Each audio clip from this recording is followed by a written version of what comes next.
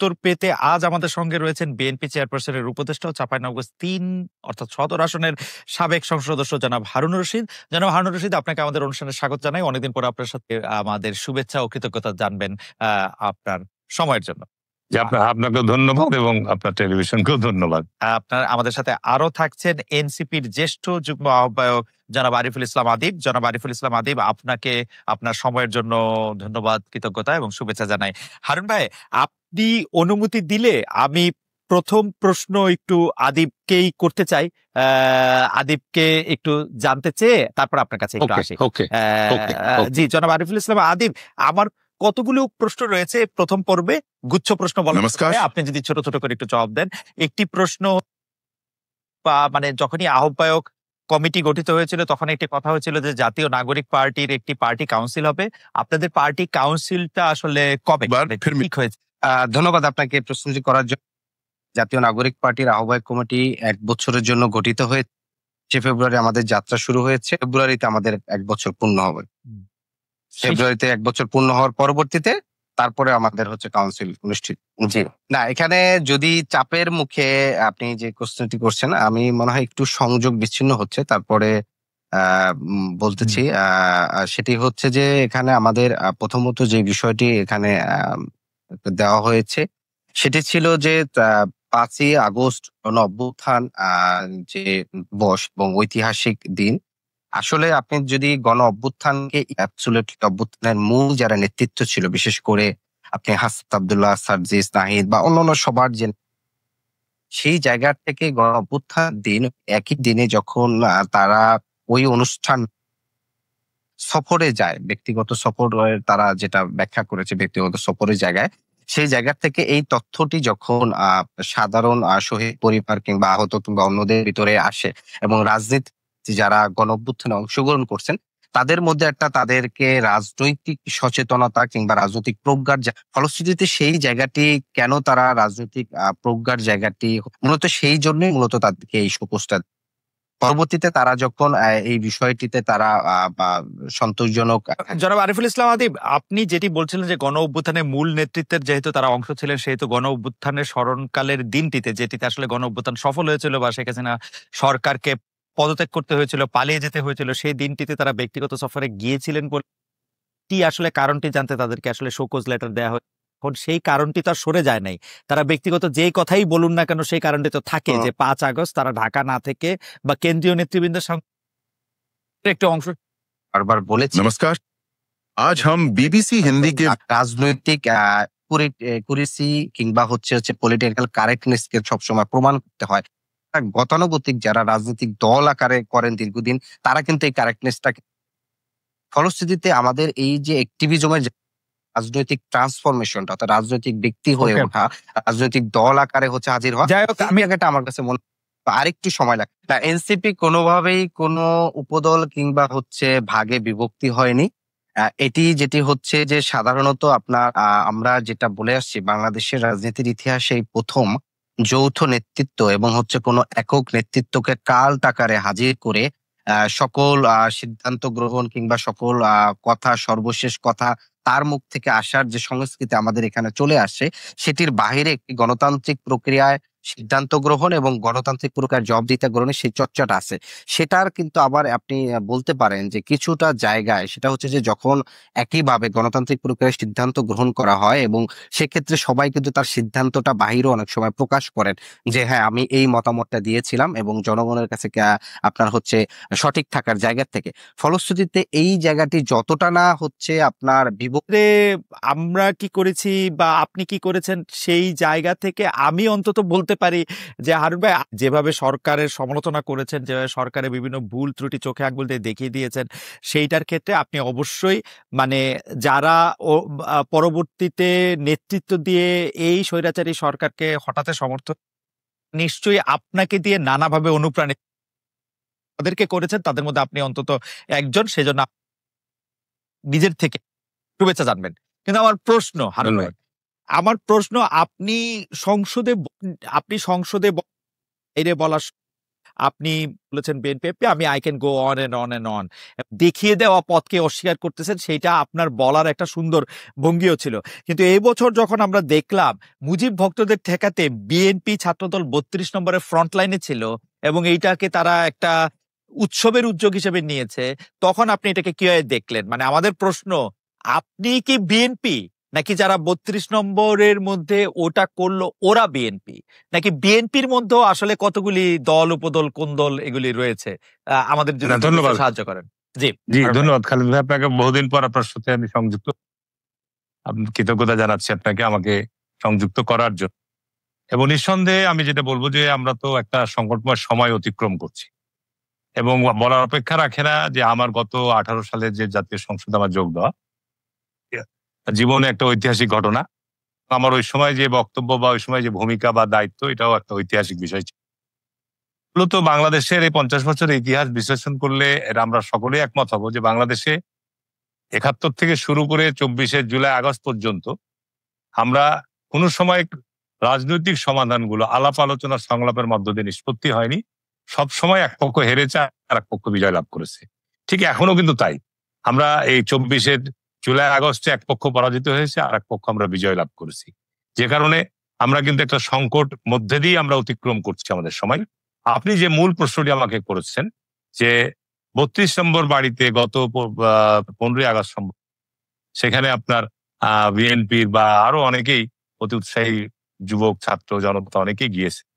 বিষয়টি কিন্তু আমাদের দলীয় আপনি নিশ্চয়ই জানেন যে বিএনপি এবং মানুষের মধ্যে আওয়ামী লীগের প্রতি যে বিদ্বেষ বা গত 24শে জুলাই আগস্টের প্রতি যে বিদ্বেষ, এটি তো এখনো মুছে যায়। এটির কারণে মানুষের ওই জায়গাটার প্রতি যে ঘৃণা, এই ঘৃণা প্রকাশ করতে গিয়েছে, বা অনেকে হয়তো মনে করেছে যে এইখানে আপনার কেউ হয়তো ফুল দিতে যেতে পারে, শ্রদ্ধা যেতে পারে, এ ধরনের একটা তারা পরিবেশ তৈরি করার চেষ্টা। তবে এটা আমার মনে করি সরকারের জায়গা থেকেই উচিত ছিল যে এইখানে আপনার কোনো আয়োজন, সভা সমাবেশ বা কোনো ফুলদান এই সমস্ত করা যাবে না, এবং সরকারের আইন প্রয়োগকারী সংস্থা এই ব্যাপারে যথাযথ পদক্ষেপ গ্রহণ করা উচিত ছিল।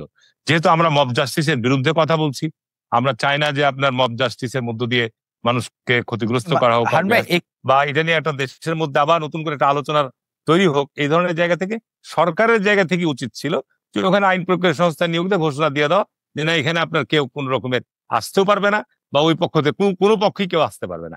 তাহলে জিনিসটা ভালো হতো। এখানে কিন্তু আমাদের বিএনপি বলেন বা এনসিপির কেউ গেছে কিনা বলতে পারবো, বা জামাত ইসলামের কেউ গেছে বলতে পারবো না। আমাদের দলের কিছু লোকজন দেখেছি, কিন্তু দলীয় কিন্তু এরকম কোনো আমাদের সিদ্ধান্ত ছিল না যে যুব দল, ছাত্র দল, স্বেচ্ছাসেবক দল বা বিএনপির কেউ ওখানে যাবে বা এখানে এই ধরনের আপনার ব্যবস্থা করবে, গান বাজনা করবে। এই ধরনের আমাদের দলীয় কোনো সিদ্ধান্ত বা দলীয় কোনো নির্দেশনা ছিল না। তাহলে আমি একটু এই জায়গার মধ্যে একটু জানতে চাই যে আমরা অনেক সময় বিএনপিকে আওয়ামী লীগের জন্য অতিরিক্ত ভালোবাসা জানাতে দেখি, আবার অনেক সময় দেখি যে বিএনপি আওয়ামী লীগের প্রতি একটা খুব কঠোর অবস্থান নেয়। কঠোর অবস্থান অবশ্য কমই নিতেছে, ভালোবাসাটাই বেশি দেখতে পায়। তো এই ভালোবাসাটার মূলে কি আসলে ভোটের বাণিজ্য, এনসিপি কে জামায়াতে ইসলামীর বিরুদ্ধে একটা সুস্পষ্ট অবস্থান না, মানে কোনটা কাজ করে? কারণ হিস্টোরিক ভাবে তো বিএনপির আসলে আওয়ামী লীগের সাথে এত এত মধুর সম্পর্ক থাকার কথা। আমরা কিন্তু এটাও শুনেছি হারুন ভাই যে আওয়ামী লীগের যেসব বড় নেতারা পার হয়ে গেছেন তারা বেশিরভাগই বিএনপির লোকদের। জি, আপনি যে বিষয়টি প্রশ্ন করেছেন, আপনি নিশ্চয়ই এটা স্বীকার করবেন যে বিএনপির জন্ম হয়েছে 15ই আগস্টের আপনার ঘটনার পর, 7ই নভেম্বর সিপাহী জনতার বিপ্লবের মধ্য। জি, নতুন রাজনৈতিক যে বন্দোবস্ত বা নতুন দর্শন নিয়ে জিয়া রহমানের নেতৃত্বে নতুন। সুতরাং আওয়ামী লীগের সাথে বিএনপির দীর্ঘ 50 বছর রাজনৈতিক প্রতিদ্বন্দ্বিতা বা প্রতিযোগিতা, বাংলাদেশে গত 50 দুইটি বৃহত্তম এই রাজনৈতিক দলের এই নির্বাচনী প্রতিদ্বন্দ্বিতা হয়েছে। আমি আপনাকে এখনো বলছি যে আপনাকে এটা অন্যভাবে বিশ্লেষণ না, আপনি একজন সাংবাদিক হিসাবে বাংলাদেশের নিঃসন্দেহে একটা সংকটময় সময় আমরা অতিক্রম করছি। 71 সালে মুক্তিযুদ্ধ হয়েছিল, মুক্তিযুদ্ধে যারা বিরোধিতা করেছিল, শেখ মুজিব দেশের ক্ষমতা নেওয়ার পর তাদেরকে নিষিদ্ধ করার পরেও কিন্তু আপনার পরবর্তীতে সাধারণ ক্ষমতা থেকে ঘোষণা করতে হয়েছে। আপনি 90-এর কথা চিন্তা করেন, আমরা এরশাদ বিরুদ্ধে আন্দোলন করেছি এবং 90 সালে আমরা এরশাদের বিরুদ্ধে একসাথে এক পর্যায়ে গিয়ে বিএনপি, আওয়ামী লীগ, জামাত ইসলাম সবাই একসাথে ঐক্যবদ্ধ আন্দোলন করেছি এবং এরশাদকে বিদায় করেছি। করার পরে 91-এর একটা সুষ্ঠু নির্বাচনের মধ্যে দিয়ে বিএনপি ক্ষমতায় এসছে এবং বিএনপিকে জামাত ইসলাম সমর্থন দিয়েছে তারপরে মাত্র 2-3 বছরের পর সেই স্বৈরাচারের সাথে আবার দেখা গেছে আপনার আওয়ামী লীগ, জাতীয় পার্টি, জামাত ইসলাম সব এক হয়ে, আমি দায়িত্ব নিয়ে বলছি আপনাকে, প্রীতি বা ভালোবাসা বা দেশের গণতান্ত্রিক স্থিতিশীলতার জন্য, দেশের আপনার আমি বলবো যে সামগ্রিকভাবে রাজনৈতিক স্থিতিশীলতার জন্য আপনাকে সামনে অনেক বন্ধুর পথ পাড়ি দিতে হবে, কোনো সন্দেহ নাই। এটা আপনার অবশ্যই, এটা বর্তমান সরকারের পক্ষে, এবং একটা রাজনৈতিক সরকার যখন আসবে, রাজনৈতিক সরকার অনেক ধৈর্যের সাথে না, আমরা এখন বোঝাতে চাচ্ছি যে আমরা বিগত 15 বছর রাস্তায় এই ফ্যাসিস্টদের বিরুদ্ধে বা কর্তৃত্ববাদের বিরুদ্ধে লড়াই, তাদেরকে নিয়ে আমরা একসাথে আপনার রাষ্ট্র কাঠামো নির্মাণ কেমনে হবে হারুন ভাই? না না না, জাতীয় পার্টি আওয়ামী লীগের কথা, জাতীয় পার্টি আওয়ামী লীগের কথা আমরা বলতেছি না। কিন্তু আপনাকে আমি বলি খালেদ ভাই, কেউ দায়িত্ব নিতে পারে, আপনার সরকার ইনক্লুসিভ নির্বাচনের কথা ভাবতে যাই তো গণরোষের মধ্যে যে পড়বে, এখানে সেনাবাহিনীকে দিয়েও আপনি সেটা আমি আওয়ামী লীগের নিয়ন্ত্রণ করতে পারেন। আমি ইনক্লুসিভনেসের কথাটা আসতেছি না, কিন্তু আপনি যে জাতীয় ঐক্য এবং বিভেদহীনের কথা বলতেছেন, যারা জুলাই আন্দোলনের সময় যারা আপনারা একসাথে ছিলেন, তো আপনারা তো এনসিপি কে একটা গালাগালি না দিয়ে, সকালে পানি খান না, বিকেলে ভাত খান না, জামাত্রে একটা বকা না দিয়ে, এটা কি আপনি দেখেন হারুন ভাই,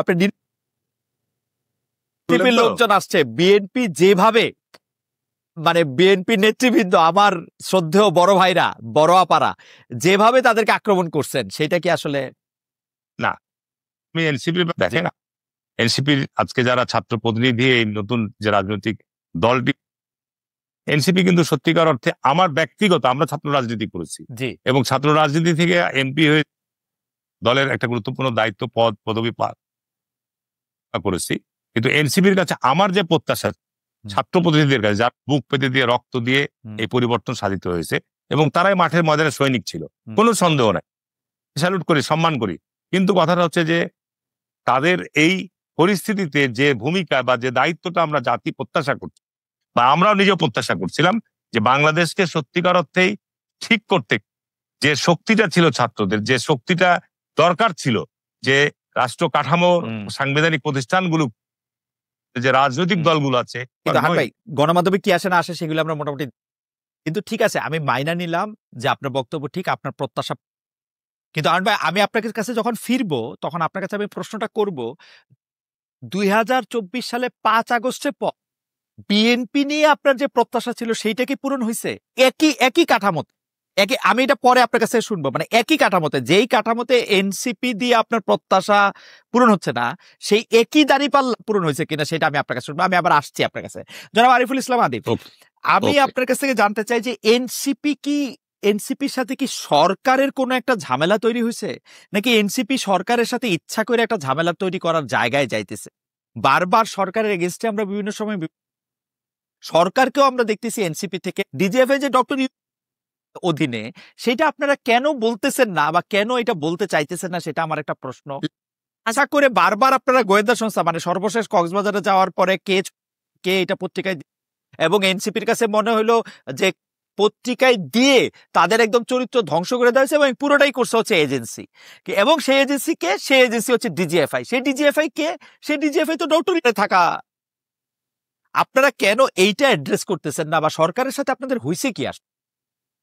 মাঝখানে একজন, একটু বলি নেই আদিব, আপনি শুরু করার আগে, এই লোকের নাম, এই লোক তার নিজের নাম ব্যবহার করেন নাই, কি জানি ফিশিং, তিনি বলছেন খালেদ ভাই, আপনি যে খালেদ মহিউদ্দিন, মাঝে মাঝে আঞ্চলিক ভাষায় কথা কানা লাগে, সেগুলি বিচ্ছিরি, পরিহার করতে চেষ্টা করেন। আদিব, আপনি যদি আপনারটা বলেন আর কি, যে মানে সরকারের সঙ্গে আপনাদের, প্রথমত আপনি যে বিষয়টি গুরুত্বপূর্ণ, সেটি হচ্ছে যে সরকারের সাথে আমাদের কি হয়েছে, বড় জায়গাটি সেটি হচ্ছে যে আমরা সরকারকে যে নিরপেক্ষ জায়গা থেকে তাদের রাষ্ট্র পরিচালনা, নির্বাচন এবং বিশেষ করে বিচার সংস্কার পর্যাপ্ত করার বিষয় তিনি যে ব্যক্ত করেছিলেন, এবং যখন দায়িত্ব গ্রহণ করেছিলেন সেই জায়গা থেকে যেভাবে দায়িত্ব নিয়েছিলেন, সেই জায়গা থেকে আমরা তাদের নিরপেক্ষতার জায়গাটিতেই গণমাধ্যমে ঐক্যমত কমিশনের একটি মিটিং এ স্পষ্ট করে বলেছিলাম, যখন একটি রাষ্ট্রের প্রধান তিনি যখন লন্ডনে বসে মিটিং করেন, এবং মিটিং পরবর্তীতে তাদের যে রাজনৈতিক সরকারের যে আচরণ, সেই জায়গায় আমরা লক্ষণীয় পরিবর্তন দেখতে পাই। কারণ জনাব ডক্টর মোহাম্মদ ইউনূস তিনি শুধু সরকারের প্রধান না, তিনি একসাথে বর্তমান যে জুলাই সনদ প্রণয়ন করার জন্য যে জাতীয় ঐক্যমত কমিশন হয়েছে, সেই ঐক্যমত কমিশনের একই সাথে তিনি সভাপতির আদিব, দায়িত্ব পালন আদিব, করছেন। আদিব, আপনি তো অনেকগুলি কথা বললেন, একটা কথার পার্ট আপনি একটু আমাকে সুযোগ দেন, আমি একটা প্রশ্ন করব, কারণ আপনাকে 3-4টা পার্টে সেজন্য আমি একটু আপনি শেষ করলাম, জি আপনি বল।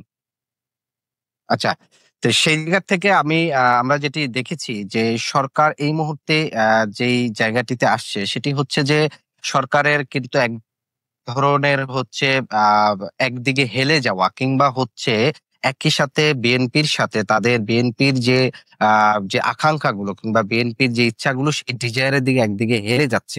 ফলশ্রুতিতে আমরা কিন্তু এই জায়গাটি বলেছিলাম যে সরকার তার জায়গা থেকে নিরপেক্ষ থাকা এবং কোনো ধরনের রাজনৈতিকভাবে তার উপর প্রেশার ক্রিয়েট করে ওই দলের ডিজায়ার পূরণ সেই জায়গাটা যেন না হয়, সেই জায়গাটা কিন্তু আমরা বারবার বলে আসছিলাম। কিন্তু আমরা দেখছি যে সরকার একই সাথে একটা কন্ট্রাডিক্টরি অবস্থা তৈরি করছে। ধরেন নির্বাচন সংস্কার কমিশন করছে, সেই কমিশন অনেকগুলো প্রস্তাবনা, কিন্তু আবার একই সাথে আমরা দেখলাম যখন বিএনপির এইখানে আমার একটা ছোট কথা আছে যে আপনি বলছেন যে সরকার নিরপেক্ষতা আমার কাছে মনে হয় যে সরকার কখনোই নিরপেক্ষ ছিল না। আগে এটা এনসিপির পকেটে ছিল, এখন এটা বিএনপির পকেটে আসছে। ও লন্ডন মিটিং এর পরেই আসছে। আপনি দেখবেন ও যখন এনসিপির ও বাইরের জায়গায় গিয়ে বলে আসছে, ডক্টর ইউনূস বাইরে বিদেশে গিয়ে বলে আসছে কেউ ডিসেম্বরে একটি দল ছাড়া কেউ নির্বাচন চায় না, কারণ তখন এনসিপির ভাষ্য অনেকটা এরকম ছিল। এরপরে আবার যে তিনি ওই দলের প্রধানের সাথে কথা, একটি দল মানে তারেক সাহেবের সাথে কথা লন্ডনে গিয়ে বইলা আইসা যে তিনি আবার তার আবার এপ্রিলে পরে আবার ফেব্রুয়ারিতে চলে আসলো। কাছাকাছি ঘটনা আমরা দেখছি। সরকারে থাকবেন কি থাকবেন না সেটা এনসিপির কাছে গিয়ে বলেছেন। তিনি বলেছেন যে এই ছাত্ররা তাদেরকে নিয়োগ দিয়েছে। তিনি বলেছেন যে এনসিপি তার মানে একটি পেশার সবাইকে বলেছেন যে তাদের ঘিলু নাই, তাদের ঘিলু কি বলেছেন। আমরা কোনোদিন কোনো পলিটিক্যাল নেতার মুখে এইটাকে যখন আবার প্রশ্ন করা হয়েছে, আপনারা এটাকে সাহস বলে, আমরা কি কোনোদিন কোনো ডাক্তারদের, উকিলদের নিয়ে, সাংবাদিকদের নিয়ে এরকম কোনো কথা বলবেন? মানে একটা পেশাজীবীদের নিয়ে এরকম বলা? আদিব, আপনার কাছ থেকে একটু শুনতে চাচ্ছি। প্রথমত বিষয় হচ্ছে যে আপনি যে মন্তব্যটি করেছেন সেই জায়গাটি থেকে আমি বলতে চাই যে বিশেষ করে একটি সংস্থা যেই জায়গার থেকে কাজ করে সেটি হয়তো আপনি সে ডক্টর ইউনূসের আন্ডারে কাজ করে, কিংবা তাকে হয়তো ভুলভাবে অ্যাড্রেস করা হয়েছে যে সেনাবাহিনীর বা সেনাপ্রধানকে, কিন্তু বাহিনী আকারে যেহেতু তারা একই। আপনার কাছে কি মনে হয় না ডক্টর ইউনূসের এবং তার প্রথম কথা হচ্ছে ডিজিএফআই কে কিন্তু রাখাই হয়েছে সেনাপ্রধান যাতে কোন রকম বেগরবাই না করতে পারে, কাজ করার জন্য ডিজিএফআই রাখা হয়েছে। এখন ডিজিএফআই যদি উনার কথা না শোনে, হয় উনি ডিজিএফআই চেঞ্জ করবেন, অথবা তিনি সেনাপ্রধান চেঞ্জ করবেন, অথবা তিনি নিজের। আপনাদের তো এই কথাগুলি বলা উচিত। মানে ডিজিএফআই যদি উনার আওতা থেকে বাইর হয়ে যায়, উনি প্র্যাকটিক্যালি কিন্তু ক্ষমতায় নাই। বাংলাদেশে গত 30 বছরের প্র্যাকটিসে আপনি যেটি বলছেন যে সরকারের আসলে কতটুকু কোন সংস্থার উপর এটা আইন শৃঙ্খলা, সেই প্রশ্নটি কিন্তু সামনে আসে। আমরা কিন্তু বারবার বলেছি যে শুধুমাত্র গত 15 বছরের যে রাজনৈতিক ফ্যাসিবাদ হিসাবে শেখ হাসিনা এখান থেকে, কিন্তু তারই রেখে যাওয়া যে সংস্থাগুলো কিংবা হচ্ছে আপনার এখানকার এই পুরোটি তো ডক্টর অনেকটা কারণ হচ্ছে যদি এগুলো থাকতো তাহলে আপনি দেখতেন যে সরকার শেখ হাসিনার কথা বলে এখন একজন আমলা আপনি পাবেন না তার শেখ হাসিনাকে, কারণ এটা কোনো আদর্শের ব্যাপার না, এটা হচ্ছে ক্ষমতার। আপনি হচ্ছে বিএনপি বিশ্বাস করে না, ফলশ্রুতিতে যেটি হয়েছে যে আমলা হচ্ছে অনেক সময় বলা চলে যে বাঁশের চেয়ে অনেক সময় কঞ্চি বড় হয়ে, আমলারা যেটা হয়েছে যে তারা উপদেষ্টাদের উপদেশ শোনার বরঞ্চ উপদেষ্টাদেরকে উপদেশ দিয়ে বরঞ্চ তিনি এখন আর আমলা না, তিনি একজন রিটায়ার্ড সেক্রেটারি, তিনি একজন রাজনীতিবিদ। তিনি তার বলেছেন আপনাদের দলের একজনও কিন্তু একজন উপদেষ্টার বেতন ভাতা ফেরত চেয়েছেন। জনাব হাসনাত পাটোয়ারি বলেছেন এই স্বাস্থ্য উপদেষ্টার বেতন ভাতা ফেরত দিতে হবে। তো মানে মানে মানে মানে ঘটনা হইতেছে যে এইসব উপদেষ্টা নিয়ে তো আপনি বিএনপি কে দোষ দিবেন, এনসিপিও কিন্তু কম এই উপদেষ্টা। ওকে, আমি একটু হারুন ভাইয়ের কাছে যাই। আমাদের একজন দর্শক, উনার নাম হচ্ছে জুয়েল কেস, মানে আমার ধারণা উনি ওই জনাব আদিব সাহেবদের দলের। আমি আজকে এটা পড়ে দেই উনার মানে ইয়াটা, কারণ হচ্ছে উনি প্রতিদিন 100টা করে এরকম SMS পাঠান। আর আমি সবক দিচ্ছি কিনা দিচ্ছি যে জনাব আদিব সাহেবের এগুলি একটু দেখেন বা তাদেরকে বলি। আমি একটু জনাব হারুন ভাই আপনাকে, হারুন ভাই ব্যাপারটা হইলো যে পাল্লায় যে স্কেলে এনসিপি কে মাপতে চায় যে এনসিপি দুর্নীতি, এনসিপি কথা রাখতেছে কিনা, এনসিপি নতুন বন্দোবস্ত করতেছে। 5 আগস্টের এই পট পরিবর্তনের ক্ষেত্রে বিএনপিও সমানভাবে বা অংশগ্রহণ করছে, বা 15 বছর ধরে এটা এর আগে 31 দফা বিএনপি দিছে। আপনি সারা বাংলাদেশে বিএনপির যত চাঁদাবাজি, ইউনিয়ন পরিষদ অফিস, যত থানা অফিস, মানে ফুটপাত, সেইটাতে কি আপনি কোনোভাবে কোনো নতুন বন্দোবস্তের মানে আমি পরিসংখ্যানের দিকে যাইতে, পরিসংখ্যান দিয়ে আমাকে ভইরা রাখছে, কোন দলে এতজন বিএনপির লোক মারা গেছে, এতজন এই হয়েছে সেই হয়েছে, সেগুলি বাদ দিয়া যদি আপনি বলেন আপনার প্রত্যাশা। ধন্যবাদ। জি, আপনি যে প্রশ্নটা আমাকে করেছেন যে বিএনপির কাছে যে প্রত্যাশা, খালেদ ভাই আসলে দেখেন যে এই পরিবর্তিত পরিস্থিতিতে বাংলাদেশের 50 বছর রাজনীতির যদি হিস্ট্রিগুলো আপনি বিশ্লেষণ করেন, বিএনপি বাংলাদেশে চাঁদাবাজি হচ্ছে না এই কথা তো অস্বীকার করছে না, কিন্তু বিএনপি প্রায় 3 থেকে 4 হাজার তাদের তৃণমূল পর্যায়ের নেতা কর্মীদেরকে আপনার বহিষ্কার করছে দলীয় পদ থেকে, তাদের ব্যাপারে দায় স্বীকার করে নাই আওয়ামী লীগ, জোট দায় স্বীকার করে নাই, বরং তাদেরকে আপনার রাষ্ট্রপতির সাধারণ ক্ষমা করে দিয়েছে। তো সেইখানে তো আপনি একটা পরিবর্তন লক্ষ্য করছেন, তাতে আমি বলবো যে আমি খুশি, তাতে আমি বলবো না যে না হারুন ভাই, আপনার কথা ঠিক না, হারুন ভাই আপনি এই কথা ঠিক না। কারণ বিশ্বজিৎ হত্যার ক্ষেত্রেও সামারি ট্রায়াল হয়েছে, বিচার হয়েছে, আবরার হত্যার ক্ষেত্রে 19 জনের ফাঁসি হয়েছে, সেই সব ক্ষেত্রে তারাও কিছু বিচার করেছে, এসব বিচার আপনারা দেখাইতে পারবেন। আমি যেটা বলতে চাই যে বিএনপি তার চাঁদাবাজির ঘটনা তার কানে আসতেছে, সে তাকে সাসপেন্ড করতেছে, কিন্তু ঘটনা হইতেছে যে আমি এটাকে তখনই কাউন্ট করতাম যখন আর বিএনপির চাঁদায় কেউ ভয় না পাইতো। কিন্তু আপনি বিশ্বাস করেন, আপনি মাটি ও মানুষের সাথে সম্পৃক্ত মানুষজন, আমি দায়িত্ব নিয়ে বলছি যে আমার জেলায় এ ধরনের কোন সংবাদ এখন পর্যন্ত পান নাই, বরং আপনার এ ধরনের ঘটনা আছে, মাধ্যমে অনেক ফেক নিউজও আপনার প্রচারিত হচ্ছে, যেগুলো নিয়ন্ত্রণ করার আপনার বিটিআরসির কোনো পদক্ষেপ আমরা লক্ষ্য করছি না। আপনার ইন্ডিয়াতে একটা ঘটনা, সেটা আপনার দেখা যাচ্ছে বাংলাদেশে সেটাকে আপনার কাটিং পেস্টিং করে বাংলাদেশে যে প্রক্রিয়াতে করা দরকার ছিল সেই পরিবেশ তো ছিল না। তারপরেও আমি বলবো যে আমাদের অ্যাক্টিং চেয়ারম্যান আপনার এই সংবাদগুলো পাওয়ার সঙ্গে সঙ্গে কিন্তু ব্যবস্থা গ্রহণ করা, আমরা কিন্তু এসব ক্ষেত্রে কোনো ছাড় দিচ্ছি না। আমি আপনার একটা ছোট অনুরোধ করব, আপনি এখন বাংলাদেশ সময় রাত 9:38, আপনি আগামীকাল সময় বাংলাদেশ সময় 9:38 দিনের বেলায় আপনার উপজেলায়, আপনার জেলায়, আপনার সংসদীয় এলাকায় 2টা টিএনও অফিসে আপনি শুধু ফোন করে জিজ্ঞেস করবেন এখানে বিএনপির কোনো লোক বসে আছে কিনা, এবং অন্য যে কোনো একটা র্যান্ডম। তারপর আপনি আমাকে বলবেন যে আমার বক্তব্য মিথ্যা, যে বিএনপির লোকেরা টিএনও অফিসে গিয়ে বসে থাকতেছে না, তারা বিভিন্ন রকম। আমার জেলায় আমি বিশেষ করে আমার উপজেলাতে ধরনের কোনো ঘটনাই নাই আমার বিএনপির পক্ষ থেকে, জি, কিন্তু তাদেরকে চাপ প্রয়োগ করা, তাদেরকে হামকি ধুমকি দেওয়া, ভয়ভীতি প্রদান, এই ধরনের ঘটনা আমার জেলাতে নাই। যে ডিস্ট্রিক্ট হেডকোয়ার্টার এমপি, আমার ওখানে এসপি এবং ডিসিদেরকে আমি পুরোপুরি সহায়তা করি যে আপনারা এই সময়ে অন্তত পক্ষে এই ধরনের অনিয়ম দুর্নীতির বিরুদ্ধে কঠোর অবস্থান গ্রহণ করবেন, আমার এ ব্যাপারে পরিপূর্ণ সহায়তা থাকবে। যেহেতু আমি হেডকোয়ার্টার এমপি হিসাবে এটুকু আপনাকে বলতে পারি যে আমি এই 1 বছরে প্রশাসনের এই সমস্ত কর্মকাণ্ডের ক্ষেত্রে যে সহায়তা দিয়ে আসছি, এটা বাংলাদেশের মধ্যে চাঁপাইনবাবগঞ্জ জেলার দৃষ্টান্ত হিসাবে আছে।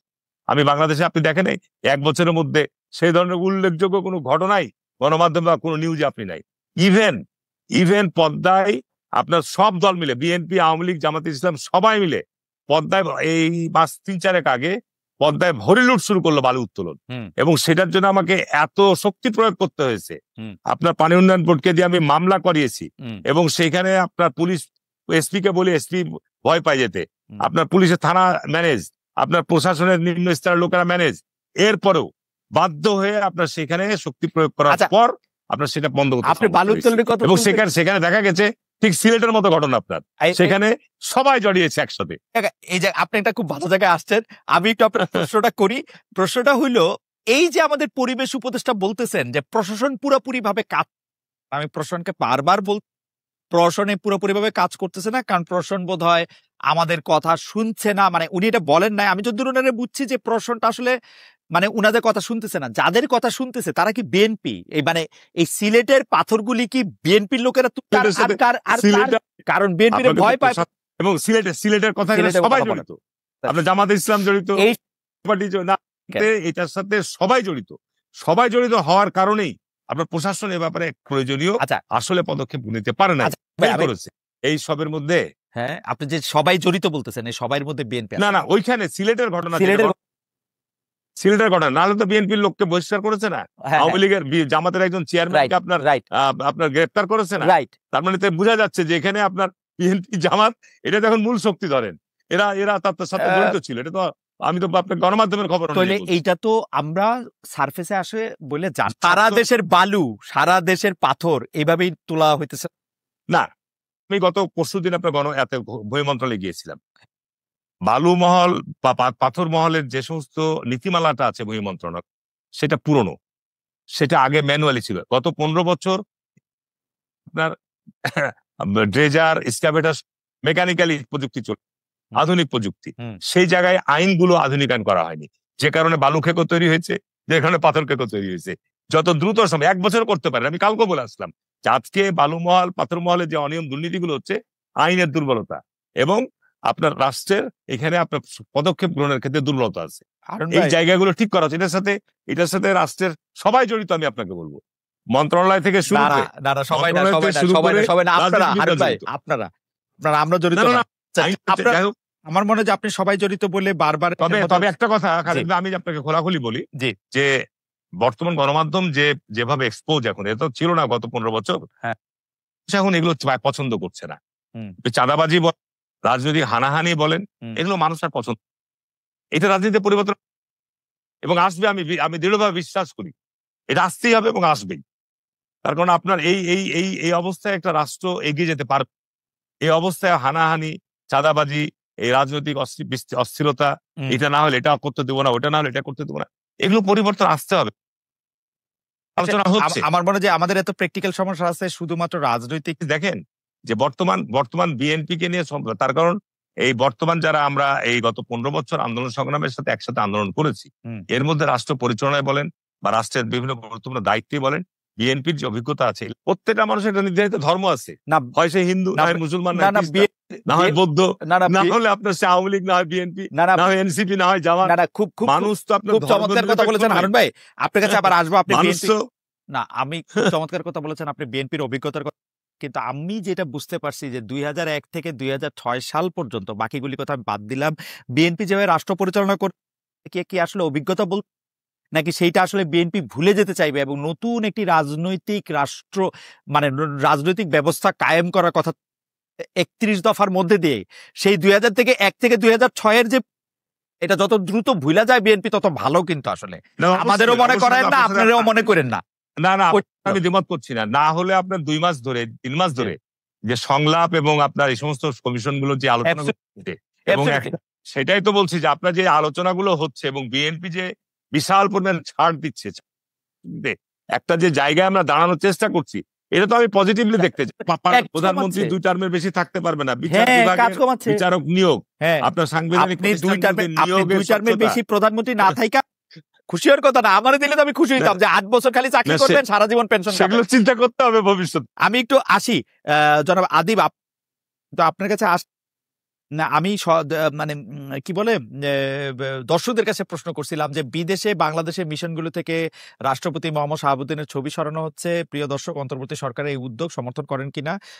শতকরা 70% একে সমর্থন করছেন না শতকরা 30%। 68,000 দর্শক এর মধ্যে ভোট দিয়ে। আমি জনাব আরিফুল ইসলাম আদিব আপনার কাছে একটু জানতে চাইছিলাম যে জাতীয় নির্বাচন আগেই ছাত্র প্রতিনিধি হিসাবে আমাদের সাথে সাক্ষাৎকারী বলেছেন, পরে সাংবাদিকদেরও বলেছেন যে তিনি আসলে সরকারে থাকবেন না, তিনি রাজনীতি করবেন। তার জন্য কি এনসিপিতে পদ রাখার ব্যবস্থা করা হচ্ছে? তাকে কি কাউন্সিল করে ঢোকানো হবে? তিনি এনসিপিতে মানে আপনারা এই ব্যাপারটাকে কিভাবে মেনটেন করতে? যদি আদিব আমাদের এই সময় নষ্ট করে আর কোনো তিনিও যদিও খুব কূটনীতিকভাবে বলেছেন যে আমি এনসিপিতে নাও যেতে পারি, আমি অন্য রাজনৈতিক দল করতে পারি, বাট এটা প্র্যাকটিক্যাল না। আপনাদেরই সহযোদ্ধা এনসিপি, আপনাদেরই আপনাদের দল, এই এনসিপি দলের মধ্যে ছাত্র প্রতিনিধি একটু যদি বলেন যে আসলে সিস্টেমটা দলের মধ্যে কি ভাবা হয়, আসিফ আসলে কি করা হবে, আসিফ মাহফুজ ক্ষেত্রে এটি প্রযোজ্য? এটি বিষয়টি হচ্ছে যে শুধু আসিফ মাহমুদ, সজীব ভুঁইয়া কিংবা হচ্ছে মাহফুজ আব্দুল্লাহ, শুধু মাহফুজ আলম, এনসিপি যেহেতু রাজনৈতিক দল আকারে এখানে রাজনৈতিক সংগঠন করতেছে, এটা যে কারোর জন্যই দুয়ার খোলা থাকবে। যদি কেউ চায় মনে করে যে শুধুমাত্র গণহত্যাকারী দল কিংবা গণহত্যার সাথে জড়িত, দুর্নীতির সাথে জড়িত এরকম মেজর যে কেসগুলো, অনেক সময় লোকাল পলিটিক্স অনেকে খুনের সাথে জড়িত হয়ে যায় লোকাল রাজনীতির ক্ষেত্রে। তো এই ধরনের ব্যতীত যদি শুধুমাত্র তারা দুইজনে নয়, অন্য উপদেষ্টারও যদি মনে করেন কিংবা হচ্ছে এর বাহিরে বিএনপিরও যদি কোনো নেতৃত্ব মনে করেন যে তারা আর পুরনো বিএনপির রাজনীতি করবে না, তারা এনসিপি করতে চাবে, তাদের সবার জন্য দুয়ার খোলা। এবং সেটা এই নির্বাচনে একটু বলি, আপনাদের দলের একজন বলছেন যে নাসিরুদ্দিন পাটোয়ারি যে ফেব্রুয়ারি, জামায়াতও প্রায় বলতেছে যে এই সংস্কার না করে বা পিআর হবে না। আপনাদের দলের মধ্যে আলোচনা নির্বাচন হবে হবে না, আপনারা কি নির্বাচনের জন্য প্রস্তুত না, নির্বাচন পরে হবে, আগে গণপরিষদ নির্বাচন হবে, আপনাদের মধ্যে আলোচনাটা কি? যদি আমাদের যতটুকু বলা যায় আর কি। নিশ্চয়ই আপনারা পার্টি সিদ্ধান্ত আমরা সেটি সুস্পষ্ট করেছি। আমরা দল গঠনের প্রথম থেকে আমরা বলেছিলাম যে আমরা নতুন রিপাবলিক এবং নতুন প্রজাতন্ত্র চাই, এবং সেই ধারাবাহিকতা আপনারা দেখছি যে গত জুলাই মাসে আমরা সারা দেশে যে পদযাত্রা, আমাদের স্পষ্ট লেখা ছিল যে বিচার সংস্কার এবং নতুন সংবিধানের ফলশ্রুতিতে আমরা আমাদের রাজনৈতিক লক্ষ্যর জায়গায় আমাদের নতুন সংবিধান হচ্ছে লক্ষ্য। ফলশ্রুতিতে সেই লক্ষ্য অর্জনের আগামীর ইলেকশন আমার প্রশাসন এবং একই সাথে মিডিয়ারও বেশ কিছু এস্টাবলিশমেন্টের একটা যৌথ প্রযোজনা, একটি প্রি ডিসাইডেড, অবশ্যই গণপরিষদে যারা নির্বাচিত হবেন তারাই সরকার পরিচালনা করবেন। অর্থাৎ এই গণপরিষদটা নির্বাচন এটা জাতীয় সংসদ হলে মৌলিক তফাৎ নাই, কিন্তু তাদের হচ্ছে সংবিধানটা এরকম একটা এজেন্ডা তাদের থাকবে, নতুন সংবিধান প্রণয়নের ম্যান্ডেট থাকবে, তাই তো? যে সেইটার জন্য আপনারা গণপরিষদ, আমার মনে হচ্ছে যে এইটা হয়তো পরবর্তীতে আপনাদের রাজনৈতিক একটা ঐক্যমত সৃষ্টি হইলেও হইতে পারে বিএনপির সঙ্গে, আমি জানি না। হারুন ভাই নিশ্চয়ই প্রসঙ্গে পরে বলবেন। আপনি যেটি বলতেছিলেন, আপনারা কি এখনো মনে করতেছেন যে প্রশাসনটা, আওয়ামী লীগ তো এখন আর নাই, তো প্রশাসনটা কি আসলে বিএনপির, আপনি মনে করতেছেন যে মাঠে যারা এসপি ওসি আছে বা যারা ডিসি বা টিএনও আছে তারা আসলে বিএনপির লোক, এরকম কি মনে করতেছেন আপনারা, বা জামাতের লোক, না কি মনে করতেছেন? মানে প্রশ্নটা কার কাছে চলে গেছে, মানে প্রশ্নটার ব্যাপারে কোথায় আপনাদের একটু দ্বিধা? এটা কি আচ্ছা আচ্ছা আচ্ছা, হ্যাঁ, এই জায়গাটি শোনেন, এখানে সুস্পষ্ট বিষয় সেটি হচ্ছে যে আমরা যে আশঙ্কাটি করছি যে আপনি দেখবেন যে কিছুদিন পূর্বেও কালের কণ্ঠ যে নিউজটি করেছে বিএনপির সাথে একটা সিট বা আসনের, তাহলে এই যে সমঝোতা হচ্ছে এবং এই তথ্যটি একটা তথ্য জাতির সামনে দিয়ে, অর্থাৎ পুরো জাতিকে, যে পুরো ইলেকশনটি হচ্ছে আসন সমঝোতার ভিত্তিতে, অর্থাৎ দিচ্ছে কে? বিএনপি দিচ্ছে। তাহলে বিএনপি যদি এই আসন দেয়, আমরা তাহলে তো 2008 সালের যে নির্বাচন, 18 সালের নির্বাচন হারুন ভাই, এটা আরো সে বাস্তব অভিজ্ঞতা, বিএনপি সহ সবগুলো দল ডক্টর কামাল হোসেনের যে একটা কার্যকর বিরোধী দল কিংবা একটা সরকার গঠন করবে বিষয়, কিন্তু আমরা পরবর্তীতে কি দেখি যে সেখানে গিয়ে তারা কিন্তু প্রতারিত হয়েছেন, রাজনৈতিক প্রতারণার শিকার হয়েছেন, অর্থাৎ প্রি ডিসাইডেড। এখন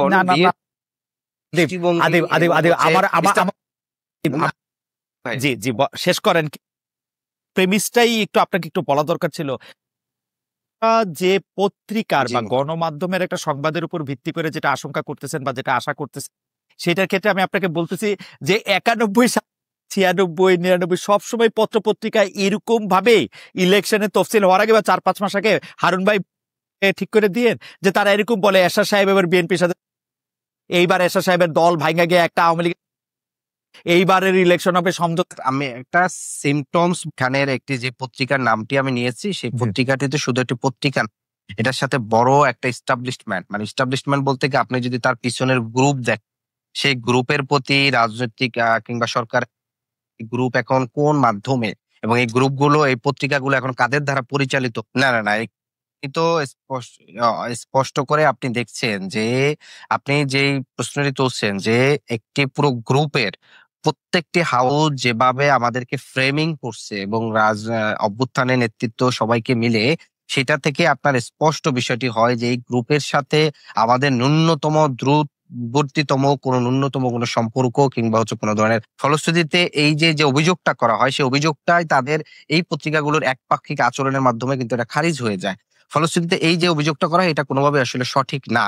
আমি যে জায়গাটি বলছি যে এইটা একটা সিমটমস, আমি যেই বিষয়টি আপনাকে বলতে চাচ্ছিলাম যে আমরা কেন আশঙ্কা করতেছি, আমরা আশঙ্কা করতেছি সরকারের জায়গা থেকে সরকার বিএনপি নির্বাচন কিংবা হচ্ছে সংস্কার রিলেটেড যে স্ট্যান্ডার্ড নেয়, সেই স্ট্যান্ডের প্রতি এক ধরনের আমি জাস্ট হচ্ছে আপনাকে একটি উদাহরণ দিই। আপনি দেখেন ঐক্যমত কমিশনের পক্ষ জুলাই সনদের চূড়ান্ত খসড়া যেটা আর কি দলগুলোর কাছে দেওয়া হচ্ছে, সেখানে 8টি অঙ্গীকার, এই অঙ্গীকার নামার মধ্যে একটি সরকারের ডিজায়ার হচ্ছে যে তারা এই জুলাই সনদের যে বিধিগুলো আছে, প্রস্তাব কিংবা সুপারিশ, সেগুলো সংবিধানের উপরে স্থান দিতে চেয়েছেন এবং একই সাথে তারা হচ্ছে কিন্তু সংবিধানের সাথে যদি দ্বিমত হয় সেটিকে অগ্রাধিকার দেওয়ার চেষ্টা করছেন। তার মানে হচ্ছে কি, ঐকমত্য কমিশনের এমন একটি অবস্থান তৈরি হচ্ছে যে তারা একটি নতুন সংবিধান, কারণ নতুন সংবিধান ছাড়া তো আপনার বিদ্যমান সংবিধানের উপরে আপনি হচ্ছে ওইভাবে স্থান দিতে পারবেন না। কিন্তু সমস্যা যেটি হচ্ছে যে এটি যদি আমি একটু অন্যভাবে উদাহরণটা দেই, যে অনেক সময় দেখবেন যে ফ্যামিলিতে ছোট ভাইয়ের হচ্ছে কোনো মেয়েকে পছন্দ হয়, এখন সে এক্সপেক্ট করে তার বাচ্চা হবে, সংসার হবে, কিন্তু পরিবারের কাছে বলতে পারে না যে সে বিয়ে করতে চায়। অর্থাৎ এই ঐকমত্য কমিশন, তার বড় ভাই হচ্ছে বিএনপির ভয়ে সে বলতে পারে না যে নতুন সংবিধান প্রয়োজন, গণপরিষদ নির্বাচন। অর্থাৎ তার ডিজায়ার আছে, স্ট্যাটাস আছে যে জুলাই সনদ যেটা করছে সেটা হচ্ছে আমার মনে হয় নতুন সংবিধান। আমরা এই জায়গা থেকে পুরোনো পদ্ধতিতে তিনি খালেদ ভাই, আপনি তো দেশের সার্বিক খবর রাখেন। এই যে আপনার বিভিন্ন কমিশন গুলো গঠন করা হয়েছে এবং জুলাই সনদ একটা তৈরি হচ্ছে এবং সেটাও একটা এগ্রিমেন্ট হবে, আশাবাদী। এখানে সর্বসম্মতভাবে সবার স্বাক্ষরও থাকবে। দ্বিতীয়ত, সংবিধান সংস্কার কমিশন, সেখানে অনেক গুরুত্বপূর্ণ এবং সেখানেও কিন্তু সংবিধানের অনেক কিছু পরিবর্তন। এখন এই বিষয়গুলোর প্রতি তো আস্থা এবং বিশ্বাস রাখতে, নতুন সংবিধান আর সংবিধান যে সমস্ত বিষয়গুলো পরিবর্তন হওয়া, বাংলাদেশের 72-এর সংবিধান তৈরি হওয়ার পর 15টা সংশোধনী, এবং এটাই শেষ না। আপনি যদি আজকে বলেন পৃথিবী চলমান, চলছে, চলে যাবে, আমরা আজকে চলে যাব, এরপর আবার দেখা যাবে ওই সংবিধান আবার নতুন করে সংশোধিত হবে সময়ের প্রয়োজনে, যুগের প্রয়োজনে, চাহিদার প্রয়োজনে।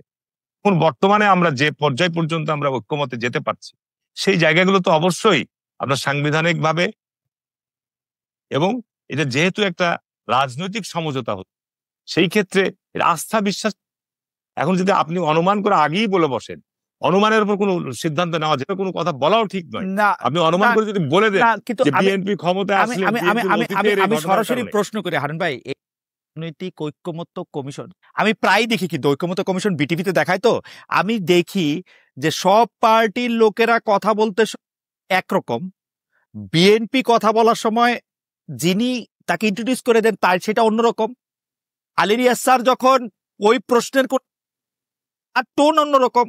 আমি কিন্তু যদি ধরেন আমি বিদেশে থাকি, আমি চিনি না কোনটা বিএনপি এনসিপি, বাংলাদেশে 1 2 3 4 5 6 7 8 নাম্বার দল কোনটা আমি চিনি না। আমি তো একবারে চিনতাম যে হ্যাঁ এবার সালাউদ্দিন সাহেব কিছু একটা বলবে, এখন আলী রিয়াজ স্যার ছাত্রের মতো শুনবে যে হ্যাঁ সালাউদ্দিন সাহেব এখন কি বলতেছে। আচ্ছা, এখানে আমার ধারণা যে আপনার এই যে সংলাপের অনুষ্ঠানগুলোতে 32টা রাজনৈতিক দল রাইট করছে।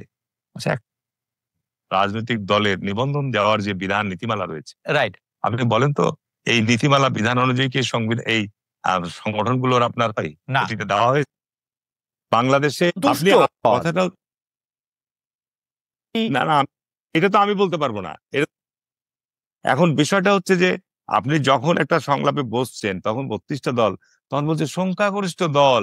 এখন সংখ্যাগরিষ্ঠ দলের জনসমর্থন ভিত্তি অবস্থা, আমি এনসিপি কে এখানে আপনার এই অবস্থানটার জায়গায় যখন আমি যাচ্ছি, তখন তো এখানে বিএনপি গিয়ে আপনি একটা, আমি বলবো যে বৈষম্য করছেন বিএনপির প্রতি। সুতরাং এখানে বাস্তবতাটা কি? বিএনপি না গেলে তো আপনার যে উদ্দেশ্য নিয়ে সংলাপটা আয়োজন করা হচ্ছে। হারুন ভাই আমি কি বুঝি আমি আপনাকে বলি, আমি আমার ক্লাসের সবচেয়ে ভালো ছাত্র ছিলাম, কিন্তু ক্লাসে যখন হেড স্যার 20 জন ছাত্রকে ডাকলেন আমাদের একসাথে বলার জন্য আগামী মেট্রিক পরীক্ষাটা আমরা কিভাবে অংশগ্রহণ করব, সেই সময় তিনি কিন্তু আমাদের 20 জনকে একই রকম সম্মান দিলেন, একই রকম মর্যাদা দিলেন। আমার কোনটা চাহিদা, আমি কোনটা চাই, সেটাকে কিন্তু তিনি আলাদা করে দেখেন নাই। আপনারা যখন জাতীয় ঐক্যমত্য কমিশনে বসছেন, আপনি আর 32 নম্বর দলটাতে ভাই, এইটা তো আমাকে না, এখানে পার্থক্য আছে।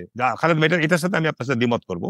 এই কারণে দ্বিমত করবো যে আমরা রাষ্ট্র পরিচালনার যে আমাদের অভিজ্ঞতা, আপনি যদি আমাকে এখানে, আমি খারাপ বলবো না, যে ধরেই নিচ্ছি যে বিএনপি আগামী দিনে একটা মেজরিটি নিয়ে ভোট, একটা সুষ্ঠু নিরপেক্ষ নির্বাচন, এটা মেজরিটি নিয়ে ক্ষমতায় যাবে, তাহলে ক্ষমতায় গেলে রাষ্ট্রটা যেন অতীতের কথাগুলো বলছেন 2001 থেকে 2006 বা আপনার বিভিন্ন সময় আওয়ামী লীগের দুঃশাসনের সময়, এই পর্যায়ে পরিস্থিতি, আবাসনিক বিভিন্ন জায়গায় নিয়োগ বলেন, এই সমস্ত জায়গায় যে সমস্ত কর্মকাণ্ডগুলো করছে, সেই অভিজ্ঞতার আলোকিত সংস্কার কার্যক্রমগুলো আমরা হাতে নিচ্ছি, যেন আগামী দিনে এই জায়গাটাকে দেশকে না নিয়ে যেতে হয়। ওকে, সেই ক্ষেত্রে বিএনপির অভিজ্ঞতার আলোকে আমি মনে করি, বিএনপি যেহেতু রাষ্ট্র পরিচালনা, আমাদের নির্বাচনই হয়নি, নির্বাচন এখন সবচেয়ে জাতির যেটা বড় প্রয়োজন, যে ক্রাইসিসের তরুণের সবচেয়ে একটা বড় প্রয়োজন একটা অবাধ, সুষ্ঠু, গ্রহণযোগ্য, নিরপেক্ষ নির্বাচন।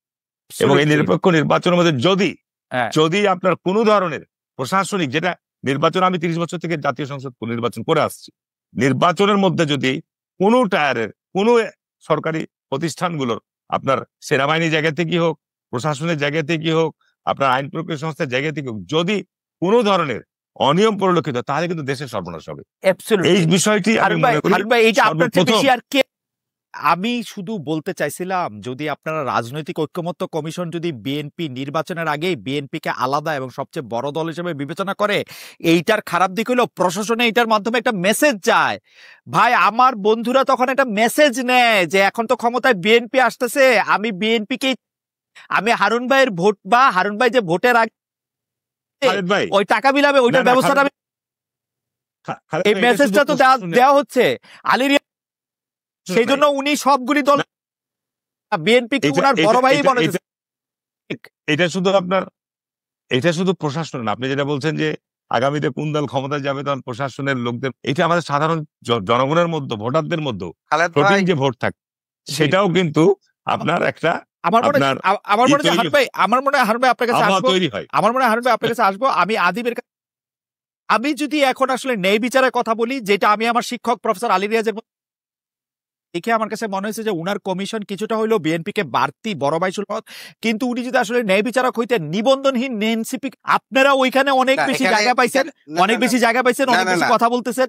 এখন হইতে পারে আপনারা আন্দোলনের ক্ষেত্রে একটা প্রধান মুখ, হইতে পারে আপনারা আন্দোলনের নেতৃত্ব দিচ্ছেন, হইতে পারে আপনারাই আন্দোলন করছেন, কিন্তু যখন রাজনৈতিক নেতৃবৃন্দদের সাথে কথা হবে, তখন এনসিপির কোনো ভূমিকাই থাকা উচিত না এখানে। অনিবন্ধিত রাজনৈতিক দল না ভাই, আপনারাও কিন্তু বড় ভাই সুলভ জায়গায় করছেন, মানলাম আছে, ওই দলগুলিও যেরকম ভাবে ট্রিট হও, আপনারা বিএনপির পাশে গিয়ে বসছে, সবাই এসে আপনাদেরকে অপেক্ষা করছে। আমরা স্পষ্ট করে বলছিলাম যে ঐক্যমত কমিশন কিসের ভিত্তিতে দল নির্বাচিত করছে, সেটা সুস্পষ্ট তার ব্যবস্থা থাকে। এটা কিন্তু আমি নিজে যেদিন ঐক্যমত কমিশনের মিটিং এ গেছি, আমি নিজে বলছি, সেটা আপনি ভিডিও দেখবেন যে আমার বক্তব্য, যে আমি বারবার স্পষ্ট করে বলছি যে ঐক্যমত কমিশন কিসের ভিত্তিতে নির্বাচিত এই দলগুলোকে ডাকতেছে, মানে কোন কোন ভিত্তিতে। কারণ সেখানে আমাদের অভিযোগ ছিল যে 30টি দলের অন্তত 5 থেকে 7টি দল তারা ওইখানে গিয়েছে শুধুমাত্র সালাউদ্দিন ভাইয়ের পাশে বসে একটা ছবি তোলা। আমি আপনাকে এটা বলতেও শুনছি এবং আমি আপনার এই মন্তব্য, কিন্তু আমি আপনাকেই বলবো আদিব, বিবেচনায় এনসিপি কি ওইখানে যতটা গুরুত্ব পাইছে ততটা গুরুত্ব ডিজার্ভ করে? আমি দেখছি বিএনপির পরে সবচেয়ে বেশি গুরুত্ব এনসিপি পাইছে। জামাতের সাথে আপনাদের একটা লড়াই হয়, কেন পাবেন, কেন আপনারা এত গুরুত্ব, মেকানিজমটা কি, সেইটা বুঝতে পারলে আমাদের জন্য ভালো হইতো। যাই হোক, আমরা অনুষ্ঠানে একদম শেষ পর্যন্ত আমি একই প্রশ্ন দুজনকে, প্রথমে আদিবকে। আদিব, আপনি আমাদের বলবেন কি যে নির্বাচনটা কবে হবে, ইলেকশন? স্পষ্ট করে বলেছি, সেটি আপনার এই বক্তব্যে স্পষ্ট করে বলেছিলাম যে এনসিপি অবশ্যই ইলেকশনে অংশগ্রহণ করবে, সেটি অবশ্যই গণপরিষদ নির্বাচনে অংশগ্রহণ করবে। কোনোভাবেই সরকারের বিভিন্ন, সরকার শুধু না, রাষ্ট্রের বিভিন্ন এস্টাবলিশমেন্টের সম্মিলিতভাবে একটি প্রি ডিসাইডেড ইলেকশন করে, বিশেষ করে বিভিন্ন সংস্থা, ব্যবসায়িক গ্রুপ, মিডিয়া গ্রুপ এবং বিএনপিও সহ ইনক্লুডিং, যে একটি প্রি ডিসাইডেড ইলেকশন করতে যাচ্ছে, যে ইলেকশনে বিএনসিপি কে নেওয়ার জন্য বরঞ্চ নানাভাবে হচ্ছে চতুর্দিক থেকে প্রেশার ক্রিয়েট করা, কিংবা হচ্ছে তাদেরকে বিভিন্ন ধরনের বিব্রতকর প্রেশার দিয়ে হচ্ছে তাদেরকে হচ্ছে নানাভাবে নির্বাচনে নেওয়ার, তার প্রি ডিসাইডেড, যাতে ইলেকশনটা একটি স্বীকৃতি পায় এবং সেই স্বীকৃতির মাধ্যমে যেন হচ্ছে আপনার হচ্ছে বিএনপি একটি জাতির সামনে দেখাতে পারে যে একটি ইনক্লুসিভ নির্বাচন হয়েছে, সেই নির্বাচনের মাধ্যমে সে ক্ষমতা গ্রহণ করতে। বরঞ্চ এটা এনসিপি কোনোভাবে, বিএনপি যেভাবে 2018 সালে ভুল করেছে, 2008 সালে নির্বাচনে অংশগ্রহণ করে তারা প্রতারিত হয়েছে, সেই ভুল কিন্তু এনসিপি করবে না। ফলে এনসিপি মনে করতেছে আমাদের এই মুহূর্তে যে সমাধান, সেটি গণপরিষদ নির্বাচন, এবং সেটি হচ্ছে রাষ্ট্রের গণতন্ত্র ফিরিয়ে আসা, আইনের শাসন, রাষ্ট্রের জনগণ নাগরিক হিসাবে মর্যাদা প্রতিষ্ঠাতা করা, রাষ্ট্রের যে প্রতিষ্ঠানগুলো নিরপেক্ষ থেকে জনগণের অধিকারকে প্রতিষ্ঠা করে, বরং আমরা দেখে থাকি যে বিদ্যমান ব্যবস্থার মাধ্যমে সেই নির্বাচনে অংশগ্রহণ করলে সেই প্রতিষ্ঠানগুলো রাষ্ট্রের যে প্রধানমন্ত্রী থাকে একক ব্যক্তির কর্তৃত্ব ইচ্ছার উপরে সকল কিছু হয়ে থাকে। আপনি দেখেন যে এই যে 4টা প্রতিষ্ঠান, সাংবিধানিক প্রতিষ্ঠান, সেই প্রতিষ্ঠানগুলো আমরা দেখেছি এখন পর্যন্ত বিএনপি কিন্তু আপত্তি দিয়ে রাখছে। একই সাথে কিন্তু ঐক্যমত কমিশন কিন্তু বারবার বলেছে প্রধানমন্ত্রী থাকাকালে কোনো দলের প্রধান থাকতে পারবে না, সেগুলো তো হয় না। ফলশ্রুতিতে কোনো ধরনের চাপ প্রয়োগ করে সংস্থার দ্বারা মিথ্যা তথ্য ছড়িয়ে এনসিপি কে কোনোভাবে প্রি ডিসাইডেড ইলেকশনে এভাবে নেওয়া যাবে না, বরং এনসিপি মনে করে বাংলাদেশের জাতি ও মানুষের জন্য স্বাধীনতা সার্বভৌমত্বের জন্য গণপরিষদ নির্বাচন এবং নতুন সংবিধানই হচ্ছে সমাধান। আপনার একটা দায়বদ্ধতা এবং জবাবদিহিতার মধ্যে থাকতে হবে। আমি অনুমান করে এই প্রি ডিসাইডেড আপনার নির্বাচন, এখানে বিএনপি কে কেউ নির্বাচিত করার জন্য আমরা নির্বাচন করব না।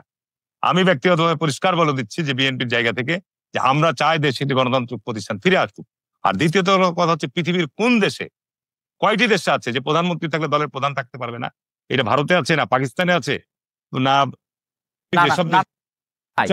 আমি বলি না না, সংসদ নেতা প্রধানমন্ত্রী না না, দলীয় প্রধান প্রধানমন্ত্রী হতে পারবে না। না, দলীয় ইন্দিরা গান্ধী ইন্ডিয়াতে, আপনার আপনি বর্তমান ইন্ডিয়াতে দলের প্রধান অমিত শাহ, বিজেপির প্রধান না, এখানে তো তারা কোয়ালিশন সরকার করে আছে। কোয়ালিশন সরকার না না, জোট না না ভাই ভাই, আমি আপনার এই ইংল্যান্ড আছে না, ইংল্যান্ডের মধ্যে হচ্ছে যে লেবারের মিনিস্টার যখন মানে দলের মানে সংসদ নেতা হন, তখন ডিফেক্টো দলের প্রধান হয়ে যায় হচ্ছে উপপ্রধানমন্ত্রী, বুঝছেন?